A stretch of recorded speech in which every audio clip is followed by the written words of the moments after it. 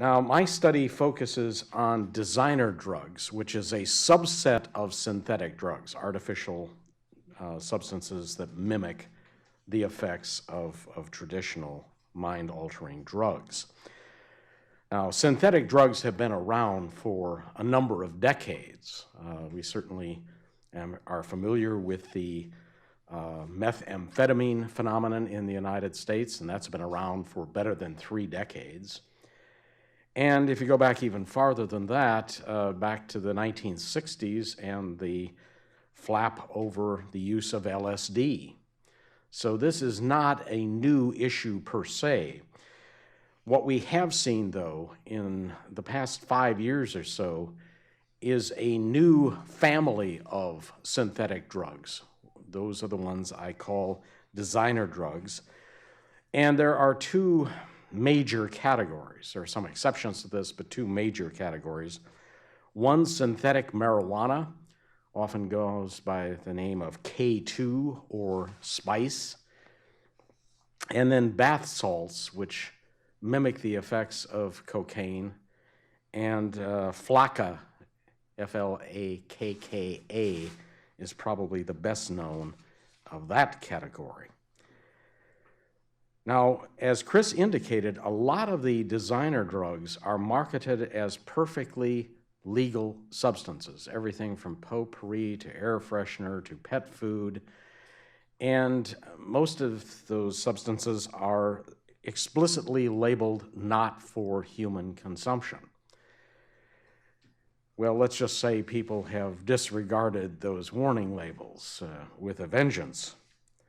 And the increased use of designer drugs, and most of those are coming from production sites either in Mexico or, even more commonly now, suburban sites in China, and then shipped over to the United States and other markets. As use levels have risen, the news media stories have also surged, and often with scare headlines about the dire threat to public health and safety. Now, there's no question there's been a surge of use in so-called designer drugs. Just accessing the data on visits to emergency rooms or poison control centers and so on will show there's been a tremendous surge over the last 5, 6, 7 years. And the drug prohibitionists argue that this poses an especially serious threat to children.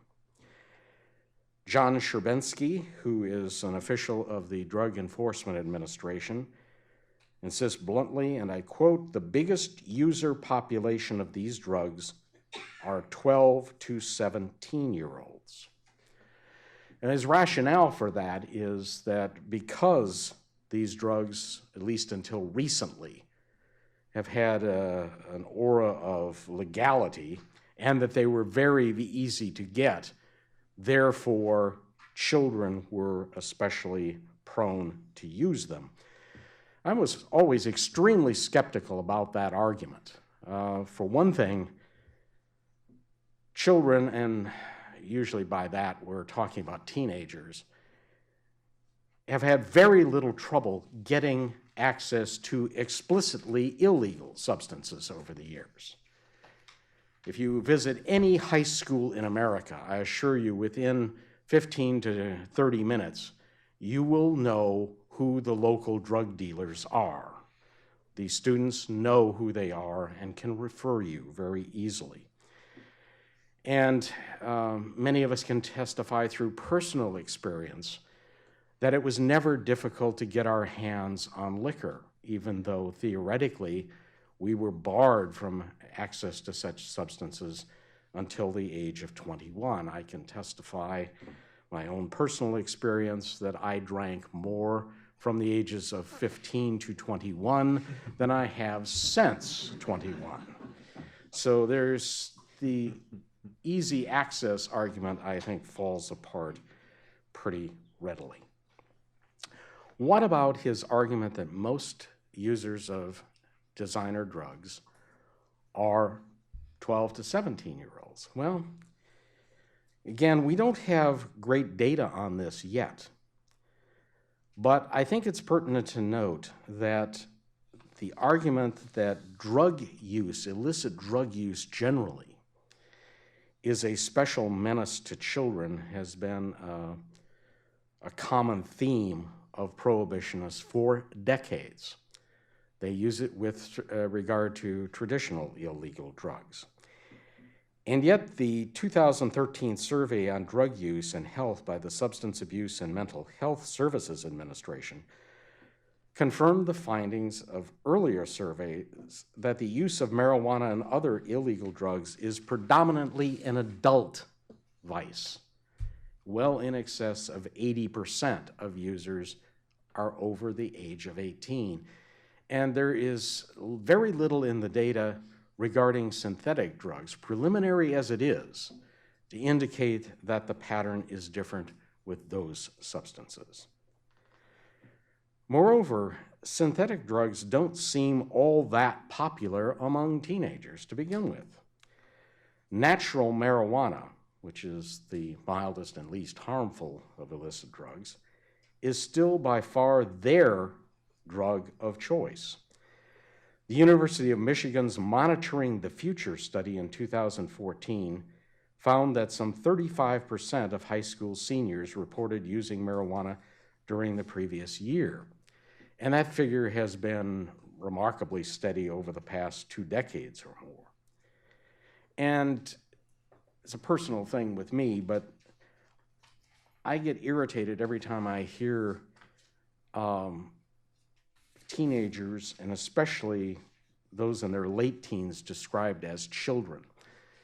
Let's face it, high school seniors are either already adults, they're already 18, or they're 17-year-olds on the threshold of adulthood. They are hardly children. So I think we ought to keep that in perspective. Moreover, if we look at drug use among teenagers, the synthetic drug issue is not all that big a problem. Figures from the 2014 University of Michigan study, the Monitoring the Future study, found that the use of synthetic marijuana actually declined steadily among all 3 groups surveyed, 8th graders, 10th graders, and 12th graders from 2010. Among 12th graders, for example, reported use in the previous 12 months of synthetic marijuana went from 11.4% to less than 6%. Now, this is not consistent with the theory of an epidemic of designer drug use. The trend in the use of bath salts showed a similar pattern. And moreover, contrary to the scare headlines in the media, that illicit drug didn't seem very popular to begin with. In 2012, fewer than 2% of high school seniors reported using bath salts during the previous 12 months. In the 2014 survey, it was barely 1%. Again, this is not consistent with the theory of an epidemic.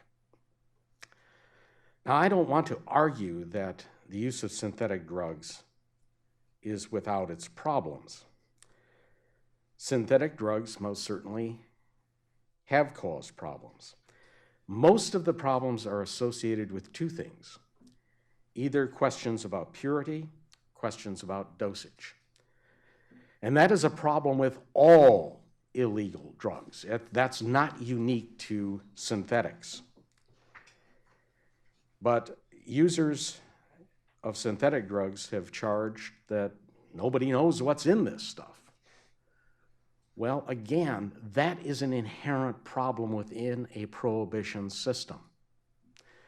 Prohibition does a wonderful job of pushing the trade of a substance into the hands of the most unscrupulous elements in society. It empowers and enriches criminal enterprises. And those enterprises are not going to be overly concerned, to put it mildly, about the health and safety of their customers. So, and this has been a problem with traditional drugs, not just synthetics, that you get a dose, you're going to use it, you have no idea how strong that dose might be, whether it might be perfectly safe or it might be lethal or something in between. And the same thing with the purity aspect. You may have drugs that are contaminated with other substances, even highly toxic substances. That is an inherent problem within a prohibition system. Prohibition certainly doesn't solve any of those problems. It makes them worse. And as with more traditional drugs, trying to outlaw synthetic drugs is a fool's errand. Even highly repressive, highly socially conservative societies have found that they have not been able to stem the use of synthetic drugs. In my study, I cite two examples, Russia and Iran, which I think everyone would concede are highly conservative societies. And in the case of Iran, they even execute drug traffickers. And yet both societies have experienced a very significant rise in the use of synthetic drugs. In Iran, for example, that is rapidly displacing more traditional drugs. In Russia, it is displacing a lot of the heroin that came from Afghanistan in previous decades.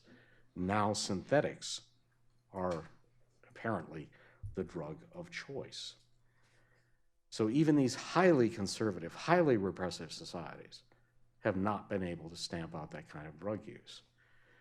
And when you consider our own society, for heaven's sakes, we're not even able to keep drugs out of maximum security prisons. What are our chances of keeping them out of a free and open society? The answer is we have no chance of doing that. Then what do? Do we ignore the problem? Well, not necessarily.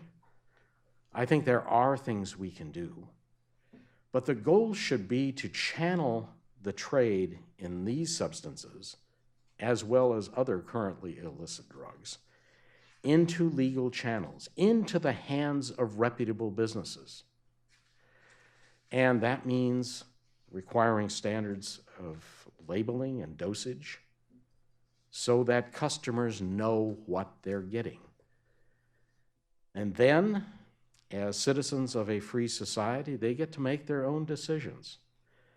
Now, people see, at least a percentage of the population seems to have a great desire to get high one way or the other. For heaven's sakes, people have been sniffing glue and paint thinner for decades. We're not about to outlaw those substances either. We certainly wouldn't be effective if we tried. So again, the focus ought to be on a harm reduction policy, one that tries to channel the trade as much as possible into the hands of reputable businesses, guarantees accurate labeling and dosage, and then allows people to remain free to make their own decisions for good or ill. Nobody said the ability to make these decisions will always ensure wise decisions. That's a matter of individual responsibility. But the one thing we can be sure is that prohibition of synthetic drugs, prohibition of these designer drugs, is not going to work any better than prohibition has with regard to alcohol in the 1920s or early 1930s, or more traditional illicit drugs such as marijuana and cocaine in the decades since then. We ought to at least learn from that lesson and not apply the same failed model to this new phenomenon. Thank you.